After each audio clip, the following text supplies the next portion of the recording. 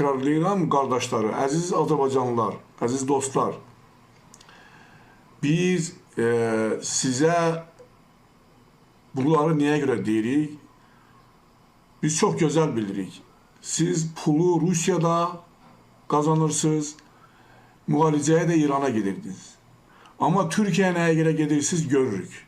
Pul xərcləməyə də Türkiye gedirsiniz və Türkiye'də tərbiyəsizlikdən başqa bir şey gətirməyib Azərbaycana. Və həm əxlaq pozulur, həm başqa məsələlər.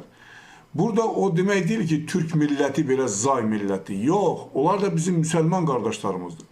Sadəcə olaraq Türkiye'də hökumətdə olan iqtidar, kimliğini alsın və Hüseyin Erdoğan, bunlar Böyük Britaniyanın nökərləridir, İsrailin nökərləridir. İndi artıq, indiki kim ki Türkiye'nin tərifləyir, Türkiye bizim qardaşımızdır, iki millət, iki dövlət, bir millət deyirlər. Demək istəyirlər ki, yəni bu adla, Türkiye adıyla onlar Böyük Britaniya öz planlarını yerinə yetirir. Öz işlərini görür Azərbaycanda. Sizdən onda nə var? Sizin üçün onda heç nə yoxdur. Onun üçün bu məsələdən sizin üçün heç nə yoxdur. Sizin karınıza gələn İran olar, Rusiya, hansı ki siz onları düşmən kimi bilirsiniz. Və bir məsələyə toxunmaq istəyirəm. Mən nəzər yetirdiniz ki, Ağa rəisinin, Seyid rəisinin helikopteri də Amerikanın buraxılışı.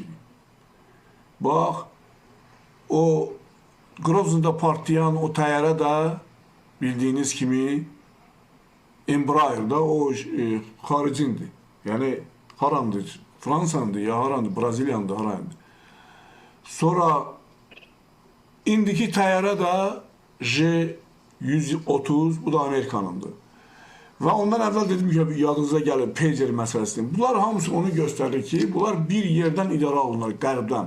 Böyük Britaniya, Qərb, İsrail, Amerika, bunlar birdirlər.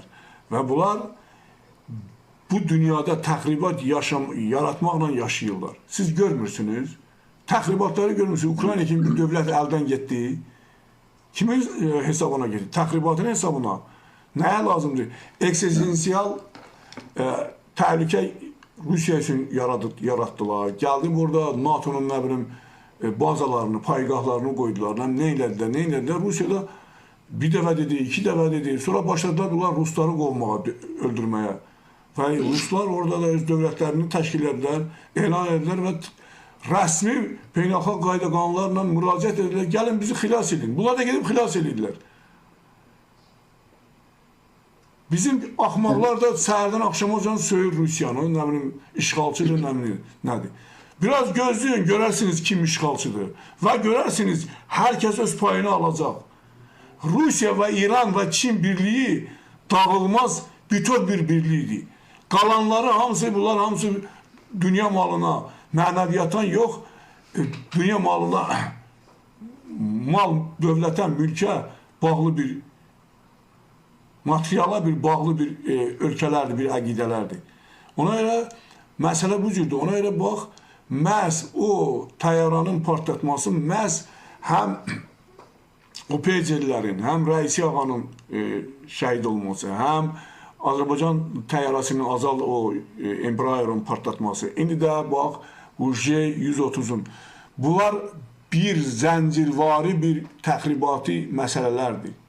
Bunlar hamısı bizim regionda aləmi qarışdırmaq üçündür. Ayıq ol, ay Azərbaycan xalqı, ayıq olun, satqın jurnalistlərə inanmayın.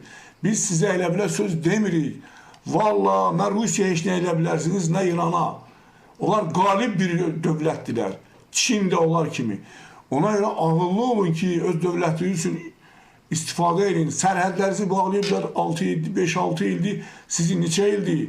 Covid'dən 19-ci ildən bu yana neçə il gibi 6-7 ildir sizi cəhənnəmə çeviriblər ölkəniz sizin üçün. Heç yerə gedə bilmirsiniz. Diliniz 25 metrədir ona buna söyüş döymək üçün. Rusiyaya söyüş döymək üçün. Ona görə bu məsələlər ona görədir.